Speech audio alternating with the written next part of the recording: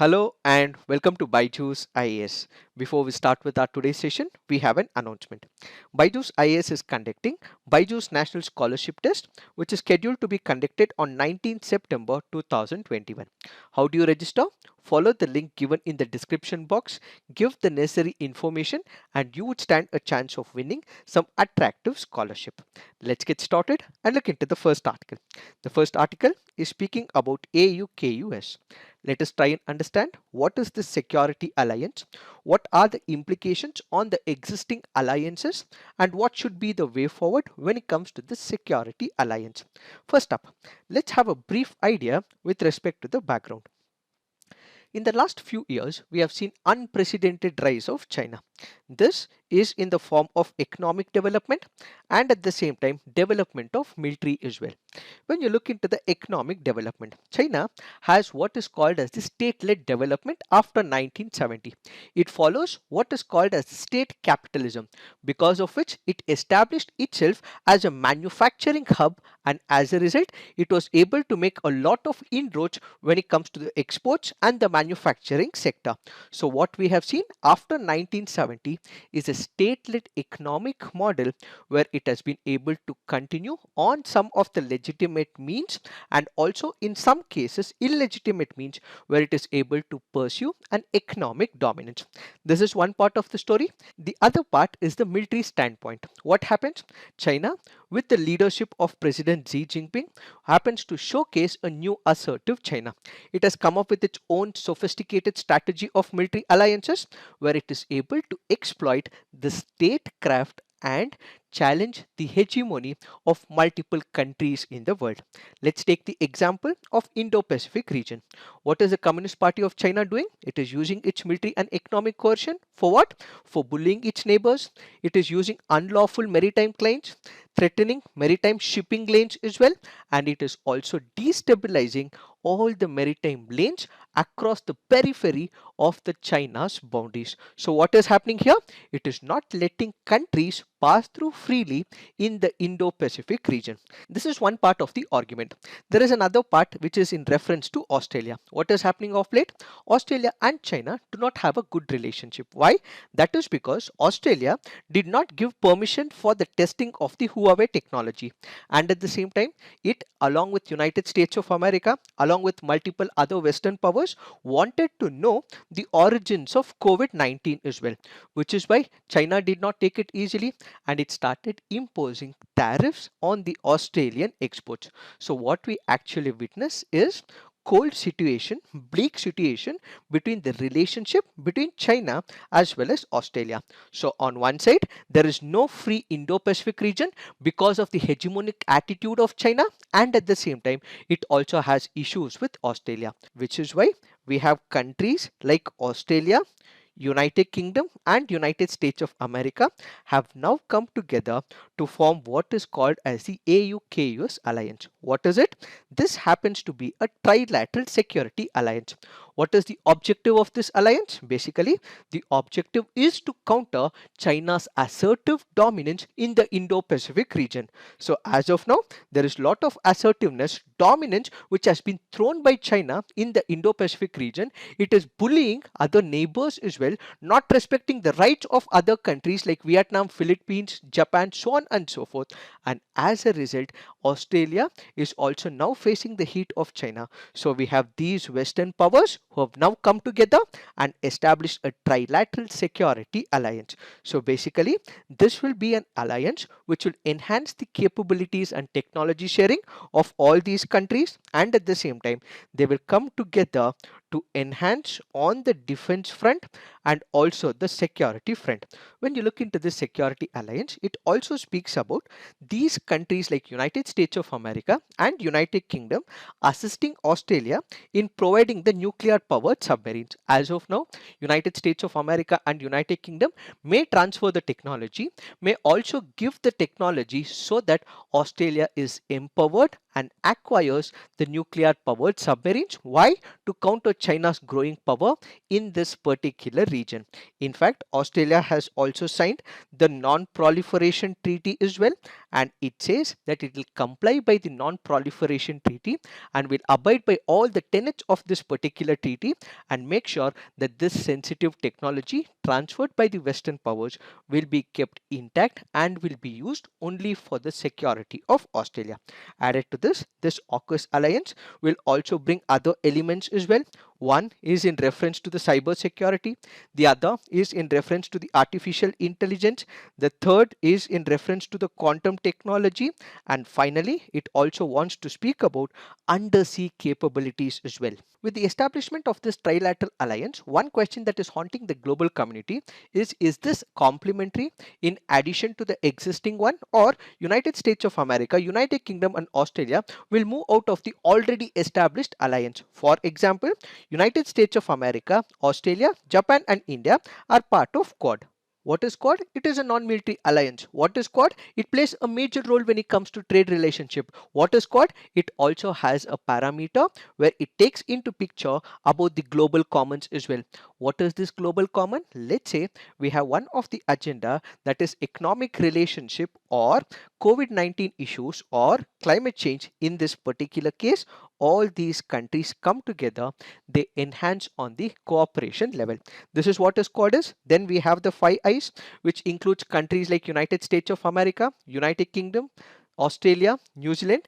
These countries are a part of 5 Eyes, which means they have an intel sharing alliance as well. Apart from this, there is an ANZUS treaty, which means Australia, New Zealand and United States of America already have an existing treaty which was signed in the year 1951, which also caters to the security of the Pacific. But this happens to be a non-binding agreement as well. The question that is now being asked is, will it be complementary in addition to these existing agreements and groups, or will it replace all these groups?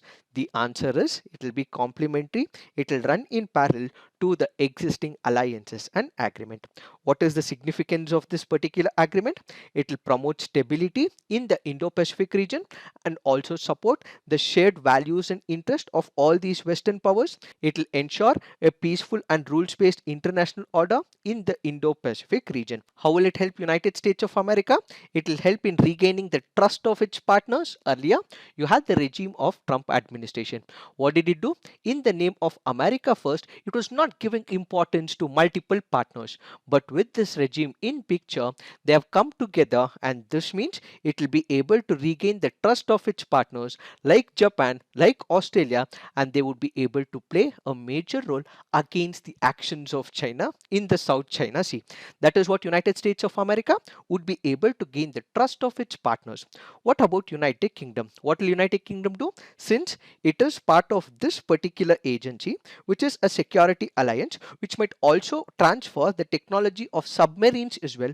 What would happen? There will be development of jobs, there will be empowerment of multiple defense related sector, and at the same time, since United Kingdom is out of the European Union through the process of Brexit, now it is acting as an independent country, not taking the stand on behalf of the European countries, but now it is able to assert and reinforce its global image when it comes to the geopolitical phenomena. So what is happening here? They are creating hundreds of high-skilled jobs across the United Kingdom. Why? There is transfer of technology. They might also transfer the submarines as well, and at the same time, it is reasserting its global position. What is the reaction of France to this particular security alliance? When it comes to France, France has said United States of America, Britain and Australia have stabbed it in the back. Why? That is because back in the year 2016, Australia had selected French shipbuilder Naval Group for building of these submarines. But now what is happening? This particular treaty has also ensured that the past contracts will be immediately nullified and the new contract will come into place where the naval submarines will be given to United States of America and United Kingdom. So the previous contract that was established will be completely diluted and the contract will be nullified as well. So who will be the major sufferer? It will be France in this particular case. Why? Because it is losing the money, it is losing the contract, and at the same time it feels that France should also have been considered in this particular alliance. But why was France not taken into picture when it comes to this alliance? That is because when you consider these countries, all these countries are against China, but when you consider the France, it has taken a stand in the past where it has supported China in terms of the European Union connection. In the past, EU should not gang up against China with United States of America, said France. Under the presidency of Macron, UK, USA and China have not considered the proposal of Macron. Added to this, we have the German Chancellor Angela Merkel is set to retire from the political journey. So who will be the ablest leader in European Union? It will be France under the leadership of Macron. But now Macron feels that since United States of America, United Kingdom, Australia have not considered him, his stature may also fall when it comes to the European Union. As of now, Angela Merkel is leading as one of the important leaders in the European Union. This leadership will be taken over by Macron since he was not considered for this designation role of this trilateral security alliance. His stature in the European countries may fall. That is also another set of argument. Now let's take the view of New Zealand. Will it have any impact on New Zealand? Many political thinkers say that it will not have any impact on it strategically or politically, in fact fiscally as well. But why was it not considered? That is because when you consider the ANZUS Treaty, which was signed in 1951, which happens to be a non-binding treaty, back then New Zealand had taken one of the foreign policy principles where it wants to associate itself with a nuclear free zone because it wants to maintain and sustain to the nuclear free zone, which is why it was not considered as part of the security alliance. This is the viewpoint of New Zealand. Now, if we consider China, how has China reacted to it? China has said that this might undermine the regional peace and stability as this could intensify the arms race and undermine the international efforts for non-proliferation. Now, the most important question is how has India reacted to this security alliance? India has not given any official reaction to the security alliance. This raises multiple questions. As we have discussed, it raises questions on Quad. Will India continue with Quad or what is the relevance of Quad? As of now, when you look into the white paper of Quad, it does not say that it is a military alliance, which is good for India. So what this new security alliance will do, it has said that it is already a military alliance. So indirectly, it is going to help India. How? There is United States of America, which has issues with China. You have United Kingdom, which has issues with China. You have Australia, which has issues with China. But then India, United States of America and Australia are part of Quad. So it means that India will be supported indirectly by this security alliance. Added to this, when we speak about Quad, it speaks about the common issues. It also speaks about climate change. It also speaks about trade related issues as well. So what should India capitalize on? India should also make sure that the economic dominance of China is curbed to a larger extent, making use of the Quad. Added to this, France was not considered for the security alliance because it was in favor of China in the past. It has failed to take a stand against China. So India should not fail to take a stand, and as a result, what we have to showcase is support to this security alliance indirectly, says this article. So going on, apart from all the investments that is being made through the security alliance, we need to be invested in other regions like India, Japan and South Korea, says this article. It is this that we have to understand in reference to this article. Now let's look into the next article. This article here is speaking about two democracies and their vigilant problem. Let us try and understand what is this article all about. First up, let's understand the meaning of vigilantism. What is vigilantism? This is enforcement of punishment, investigation by a particular group which is not authorized by the law. We have number of state executive agencies. We have the police established by law. We have the army established by law. You would also have multiple forces established by law. They are the ones who would be able to take care of law and order issue. But a group which is not sanctioned by law takes law into its hands. That is what is called as vigilantism. So vigilantism is a group basically engaging in an activity which it feels is unjust, which it feels is illegal, but it has not been given a sanction of law. So vigilante is a person or an individual which engages in vigilantism. Now that we have understood what is vigilantism, what are some of the examples? Goons stopping the cattle trucks and lynching drivers is an example of vigilantism. Does the law permit them to do? No. They have taken law into their own hands and they have even belted people and lynched people as well. One such example. The other example is beating up couples celebrating Valentine's Day. These are the people who reimpose their idea of culture on someone else. But is the permission of law taken into picture? No. But such activities is what is called as vigilantism, where a vigilant or an individual or a group which does it is called as the vigilantism. Why does it occur? There are multiple reasons to it. Why vigilantism occurs? We have to take it into multiple frameworks. We have a state law. The state law means a state, which is the country, which is the government, it has come up with a law. But this law is not actually meeting what the intentions of the people are. So either there is absence of law or there is a presence of law, but this law is not meeting the interests of the people, which is why people in that particular country may take law into their hands, leading to vigilantism. So what is the major problem here? The problem is absence of law, or the existing law is not meeting the intentions of the people, which is why people enter into vigilante groups. Then we have a political instability or lack of legitimacy of that particular government. Let's say, for example, there are multiple countries in and around the world. Let's say we have the example of Afghanistan. Is there political stability? No. Is there legitimacy for Taliban? No.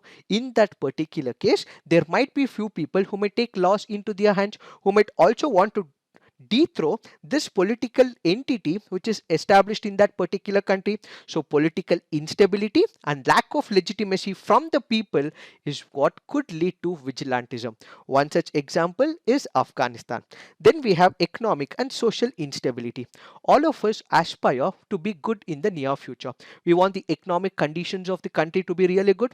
We want job opportunities to be provided. We want to take care of our livelihood. But what would happen? There could be economic instability as well. There can be a large scale unemployment as well, and at the same time there can be friction within the society between the religious groups. It can also lead to pluralism, which is getting haunted in that particular country. So an issue on the social front or on the economic front can also give rise to vigilantism. One such example that we can speak of is the Arab Spring. What happened in Arab Spring? It started in Tunisia. There was large scale unemployment crisis. People did not have the food to eat. They did not have the livelihood means and mechanisms. This led to Arab Spring. Why? Because of the economic instability, and whenever there is social instability, like in Syria where there are groups that are fighting, or like in Yemen where there are sectarian warfare that is happening, this can also result in vigilantism as well.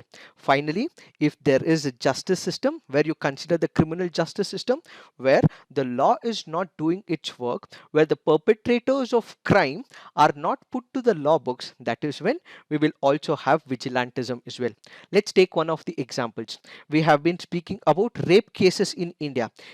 Ideally, these rape cases will have to be settled as soon as possible, but when there are perpetrators who are languishing in jails because of the loopholes in the system, ultimately people may take laws into their own hands and bring justice in, and what is called as vigilante justice. So when the criminal justice system does not work efficiently because there are loopholes in the system and there is delay in the execution of justice, that is when people cannot wait for the justice to be delivered, and ultimately this can also result in vigilantism as well.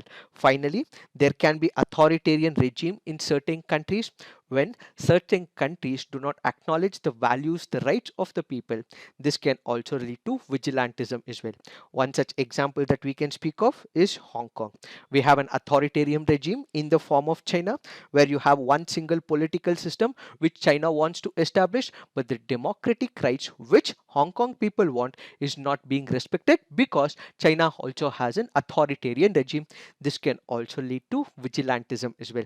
So vigilantism can happen, will happen, may happen if these are the issues that are present in a particular country. Why are we discussing this? That is because the author in this article speaks about vigilantism which is existing in India, and the author also speaks about one of the bills that has been introduced in the United States of America, which indirectly espouses the very thought of vigilantism in an indirect manner. When it comes to United States of America, there are two viewpoints to the vigilantism. One is positive in nature, the other is negative in nature. What is the positive viewpoint of vigilantism? That is what is called a citizen arrester. What is the citizen arrester? Let's say, for example, there is a person whom you see is committing an illegal act. Ideally, who should take care of him? It is the police officer. But you, being a responsible citizen, make sure that you forbid that particular act and you also house arrest that particular person. You immediately call up the police officers, say that there has been an illegal act that is committed by this particular person, and ultimately surrender this particular person to the state authorities and the police officers. So what is happening here? There is an illegal act committed by a person, so you're supporting the state authorities. That is what is called a citizen arrester, where a citizen of a country is ensuring that an illegal act does not happen, but due care and concern is taken during this process. This is what is called as positive vigilantism. Then there is negative vigilantism, which we have already discussed. Recently, United States of America had recently introduced one of the bill called as the Heartbeat Bill. What is this bill? It bans abortion after 6 weeks when the fetus registers a heartbreak. So what is the concern with respect to this bill? It deprives women of the right over their own bodies. What if there is a victim of rape or incest? She does not want this particular baby. It has been forced upon her. Does she not have the right to abort this baby? No, says this legislation. Then anyone who also assists this particular female will also be culpable as well. How? Let me give you an example. Let's say there is a female who wants to abort the baby. She takes a Uber car. So the person who is assisting here is a Uber driver. So he will be booked under charges. He can also be culpable as well. Now let's say she goes to the hospital. The doctor helps in assisting in aborting this fetus as well. So the doctor will also be booked as well. Apart from this, there is a last point in this legislation which allows the enforcement of this particular legislation by the private citizens. What should ideally happen? Ideally, it should be the state executive agencies which should ensure that such abortion process does not take place. But however, under this particular legislation, any person, in case he feels that there is a woman who is actually going for the abortive process, can file a suit and ensure that all these people are brought under the law books. Such thing is indirectly promoting the private vigilant groups, says the author. When such things happen, this will ultimately mean that women's rights will be violated, and at the same time, the state which was supposed to execute this particular job role is not executing its job and violating the very principle of state establishment. So this article goes on to say that such powers should also not be given to the people, as the state has to take the responsibility of initiating, executing, implementing such a process. These points can be very important from the women perspective, from the social issues perspective. So remember, this can act as a fodder for your mains examination. Now let's look into the next article. This article says Russia led bloc to hold military drills on Afghanistan border. This article here is speaking about Collective Security Treaty Organization. What is this Collective Security Treaty Organization? This happens to be an intergovernmental military alliance. Where is it? It is in Eurasia. This is led by Russia, and this happens to be headquartered in Moscow. What are the origins of this organization? It traces back its journey to the Collective Security Treaty, which was signed back in the year 1992 as part of the Tashkent Treaty. So basically, remember that there are about 6 countries which are now part of this alliance or the organization. This includes Armenia, this includes Belarus, Kazakhstan, Kyrgyzstan, Russia and Tajikistan. So all these countries have come together and have established a collective security treaty organization. What is the objective of this particular group? The establishment basically means that they will all come together in case there is an external aggression. What would happen? These countries have come together. Let's say there is another alien country, not the countries which are part of this organization, and other countries showcases the aggression by a foreign country. In such a case, case, if one of the foreign countries engages with any of these countries in an aggressive manner, all these countries can come together and fight this alien country as well. So basically, this will be a collective forum where they will seek for territorial integrity, sovereignty of the member countries, maintain international regional security balance, and at the same time, if there is any aggression shown by a different country or a non-state actor or any terrorist organization, then all these countries will come together, act as one united force against that particular country which is an aggressor in this particular case. This also falls in line with the right to collective defense in accordance with Article 51 of the United Nations Charter. Why are we discussing this? That is because what we are witnessing right now in Afghanistan is instability. This can also spiral and increase number of radical experiments, and as a result you might have number of non-state actors, you might also have state actors as well who might enter Tajikistan, and from Tajikistan they may enter the Central Asian countries and they may also land up in Russia as well. To prevent this, what this association is doing is conducting a military exercise in the near future so that such issues do not surface in the near future. So what would happen? They will consider the military drills along the Afghanistan border to prevent any state or the non-state actors entering and creating a problem in all these countries. It is this that we have to understand in reference to this article. Now let's look into the next article. This article says China questions India's missile project. The article here is speaking about Agni 5.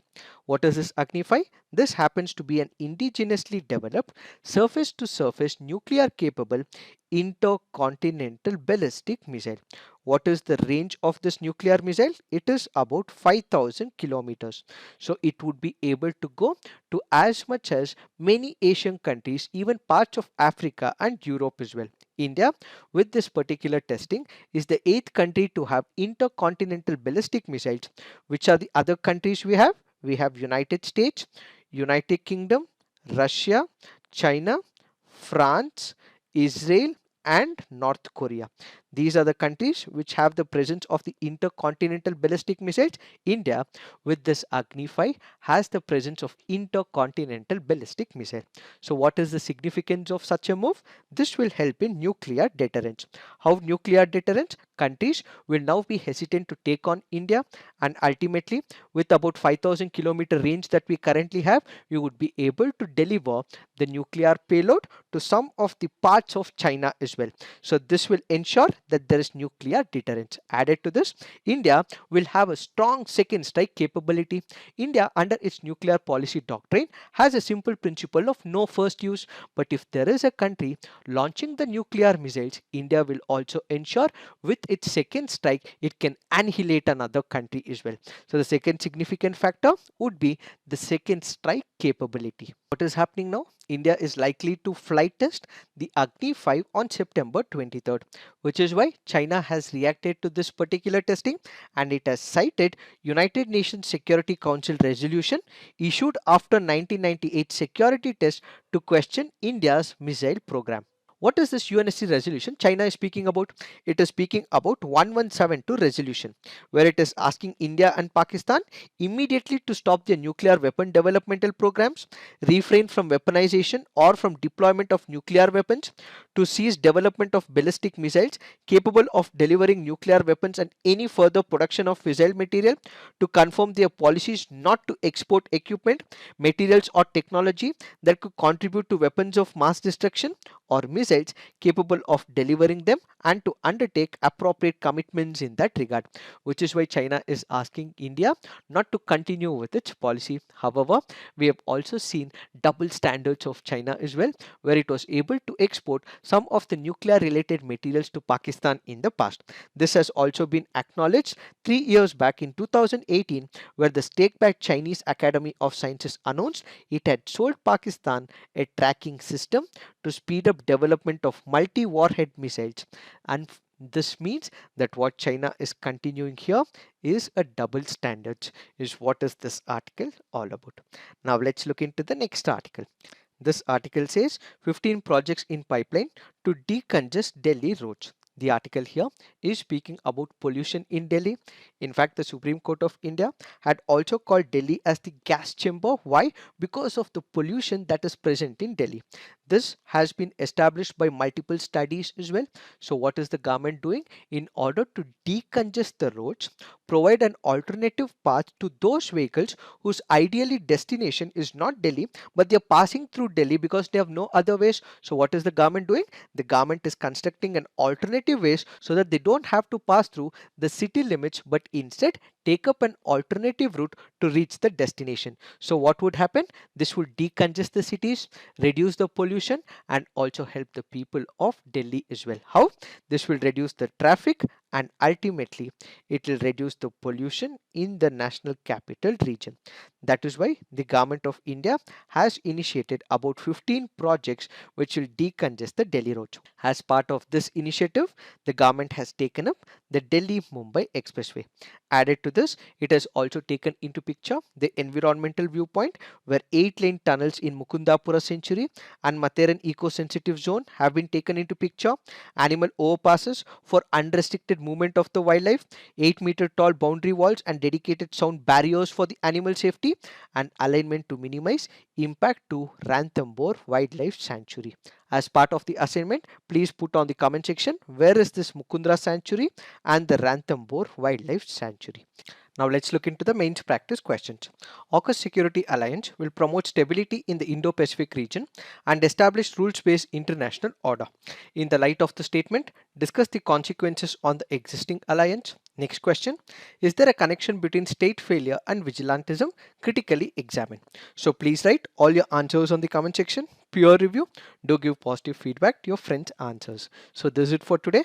Thank you for watching. All the best.